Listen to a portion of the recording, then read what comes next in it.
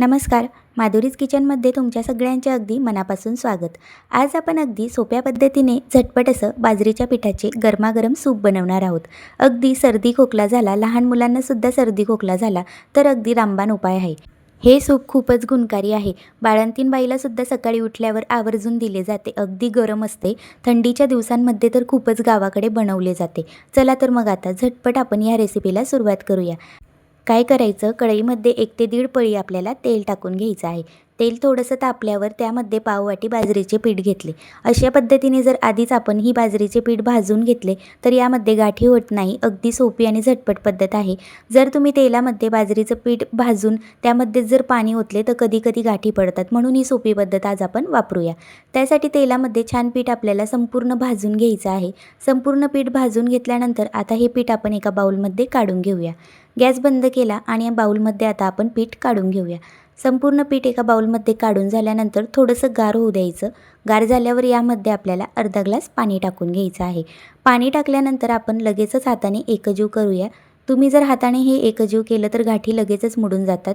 त्यामुळे आपण छान मस्त हाताने संपूर्ण गाठी मोडून घेऊया. म्हणजे आपलं हे जे सूप आहे यामध्ये बिलकुलच गाठी होणार नाहीत. छान मस्त संपूर्ण पिठाच्या गाठी मोडून घेतल्या. बघू शकतात अगदी छान प्लेन पीठ झालेलं आहे. आता आपण कढईमध्ये परत 3 ते 4 पळी तेल टाकून घेऊया. तेल थोडंसं तापल्यावर त्यामध्ये आपल्याला जिरे टाकून घ्यायचं आहे. जिरं छान आपल्याला तडतडून घ्यायचं आहे. अगदी छान मस्त फ्राय झालं की त्यामध्ये आपण पीठ ओतून घेणार आहोत. अगदी अशा पद्धतीने बनवलं तर बिलकुलच गाठी होत नाही. खूप सोपी पद्धत आहे. सूप पण अगदी कमी साहित्यात पटकन होतं आणि सकाळी मस्त थंडीमध्ये गरमागरम पिलं तर मस्तच. हे बघा छान मस्त जिरं तडतडल्यानंतर त्यामध्ये पीठ ओतलं आणि लगेचच आवश्यकतेनुसार आपण पाणी टाकून घेतलं. जेवढं तुम्हाला पाणी टाकायचं तेवढं तुम्ही कमी जास्त पाणी टाकू शकतात. अगदी थोडासा पातळच ठेवायचं. छान लागतं. अगदी मस्त टेस्ट देतं. त्यानंतर यामध्ये आवश्यकतेनुसार पाणी ओतून घेतलं. एकजीव करून घेतलं. आता यामध्ये आपल्याला चवीपुरता मीठ टाकून घ्यायचं आहे. जर तुम्हाला यामध्ये हळद टाकायची असेल तर हळदसुद्धा टाकू शकतात. माझा मुलगा हळदीलासुद्धा मसाला म्हणतो. त्याला ती हळदसुद्धा तिखटच वाटते. त्यामुळे मी त्याच्यासाठी हे सूप बनवलं होतं म्हणून हळद टाकलेली नाही. हळदसुद्धा टाकली तरी अगदी पौष्टिक होतं. छान मीठ टाकून घेतल्यानंतर एकजीव करायचं. उकळी येऊ द्यायची. उकळी आल्यानंतर मंद आचेवर 10 ते 15 मिनटं छान असं उकळून घ्यायचं. मस्त थोडंसं घट्ट होतं आणि खायला तर एवढं टेस्टी लागतं. एकदा तुम्ही हे सूप जर ट्राय केलं तर तुम्ही नेहमीच थंडीमध्ये काय उन्हाळ्यातसुद्धा बनवून पिणार. अगदी सुंदर लागतं. बाळंतीण बाईला रोज सकाळी आवर्जून दिलं जातं. आमच्या गावाकडची पद्धत आहे. अगदी सोपी.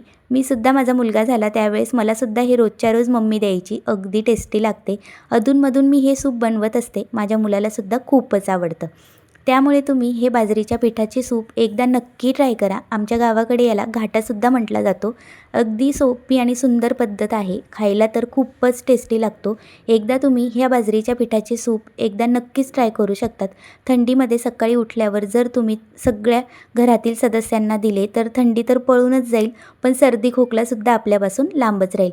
त्यामुळे तुम्ही हे बाजरीच्या पिठाचे सूप एकदा नक्की ट्राय करा.